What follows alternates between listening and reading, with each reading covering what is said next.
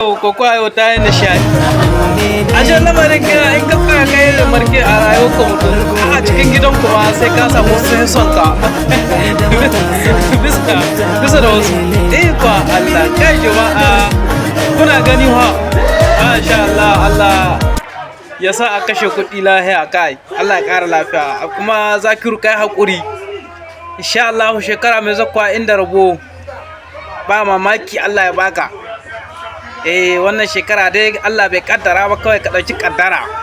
kuma ka nuna mana cewa lalle kai ka ɗan kishin jihar ka ne don saboda babban gwagwarmaya da kai ka dai gane ba amma dai sai in ce saura dai sun gane wallahi Allah shi biya ka shi dai zai iya Allah ya ƙara maka lafiya da ƙarfin gwiwa Allah ya kiyaye ka insha Allah sarki Nura Hassan ya kuma na dangala ma kazalika Allah ya ƙara lafiya Allah ya bada nasara gobe Allah ya bada nasara jibi Allah ya bada nasara gata Allah ya sa kuma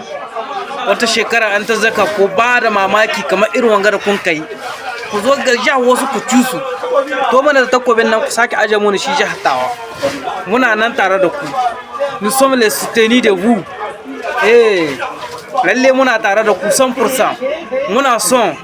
an tutan da inda an ka zo adar dama an cewa akwai wata jihar ta hi kowace jihar suna ba capital bace amma ta hi kowace jihar suna ita ce adar masha Allah jazakumullahu khair Allah ya shiro asiri Allah ya ƙara ɗaukaka tutar adar Allah ya ƙara ɗaukaka tutar Nijar gaba ɗaya Allah ya ba mu haɗin kai 'yan ƙasa kuma waɗanda muna da ni da kuɗaƙen su da zahi murna ce da nishaɗi sun kusa ni Yusuf Allah ya samu dace mu duka an ci wani ce war suka ci dai bori guda ake matsayi duka 'yan Nijar muke kawai abu na dai in ka zo a gidanku to akwai wanda kake so a cikin ma wanda kuke ciki guda akwai wanda ka ji ka fi so fiye da wani to haka gana rayuwar take to Allah ya samu dace